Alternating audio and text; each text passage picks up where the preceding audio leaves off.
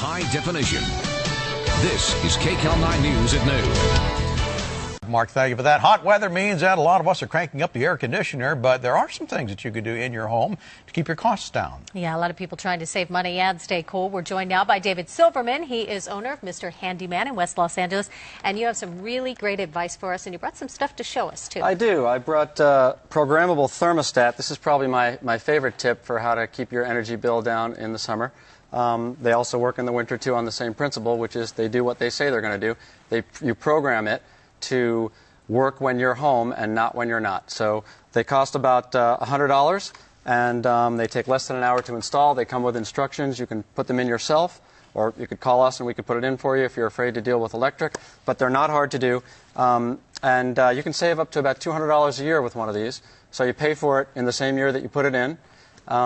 Most people, if they have a newer home, probably have one and never use it. I don't know how to use it. That's my story. They're not that hard to program. We could help you with that if we're in your house doing something else. But yes, you're right. Taking the time to do it is what saves you the money. Yeah. For For every degree that you turn this down, you save about 3% in your energy bill. So you can wind up saving, a third of your energy costs if you program it smartly.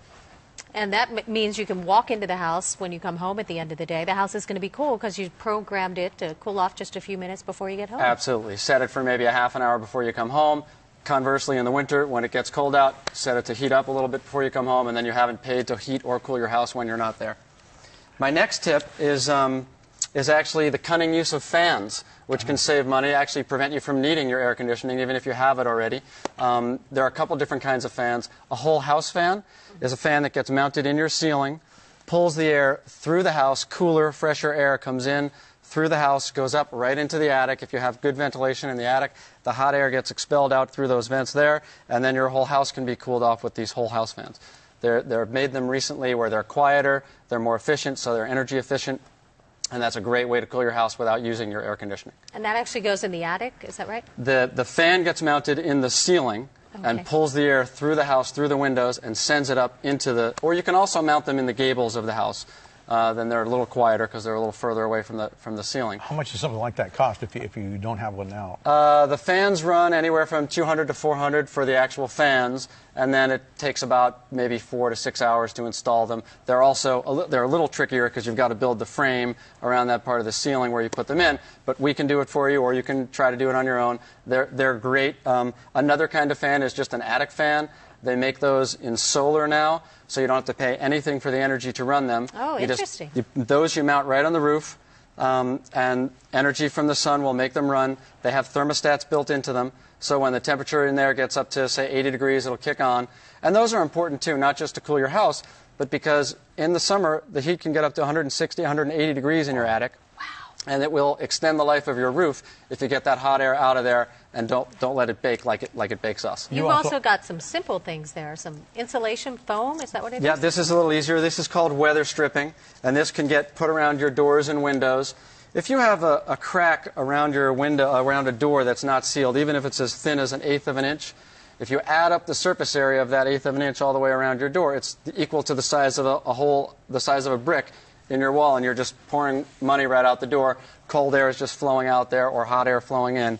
So if you have 3 or 4 doors in your house, getting something like this is peel and stick, easy to do on your own.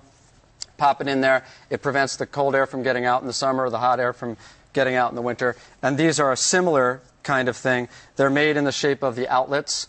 They're called switch plate covers, so you just unscrew the switch plate. Again, you can do this on your own. It takes about 5 minutes. Unscrew the switch plate, drop this in behind it. It pokes out, the hole pokes out for where the outlet would be. And then that keeps the cold air. Any exterior wall outlet, which is allowing air to come in and out, can be sealed up with these too. Wow, that's someplace you don't think of is electrical outlets. Also, you talk about shades and blinds, getting that radiant heat. Another more obvious tip is to make sure if you have windows that aren't covered, obviously putting shades or blinds down will block the sun from coming in. If you don't have screens on your windows, even those little screens can block enough energy to come in to make your house more energy efficient and not heat up so much in this kind of heat. And you want to make sure things are clean, including your roof and some of the vents in the attic. Absolutely. Go up in your attic, look around, make sure the vents are clear, so the hot air will be venting outward. Even the attic fan I mentioned, the solar attic fan, although it's designed to keep your attic cool, since hot air rises, once that hot air is vented out, your house will cool off a little bit too. And then we always hear about insulation in the walls, certainly if you're building a new house. Absolutely. Insulation is key. It's a bit more of a longer process to put it in. It's a bigger deal to do, but it can be done, and it will also save lots of money. Absolutely should be done. And that's something you can add even after the house is built. Absolutely. A lot of people don't have insulation in their ceiling, even if they have it in the walls, and that's really a great thing. If you're paying to cool the air in your house, but you don't have any insulation in your ceiling, the cold air is just, the hot air is going to rise, and you're going to lose all that you're working for with the air conditioning that you're spending for. So we think about a lot of these things during the winter time to keep it warm, but it works in reverse. They work both ways. Insulation is great in the winter and great in the summer. Very good. David Silverman, thank you so much. Thanks for having me. Thanks, being here. Mr. Handyman. All right, if you want to get in touch with David's branch of Mr. Handyman or to find a location near you, just go to our website. It's KCAL9.com. Click Seen on TV. Thanks. Other news this afternoon.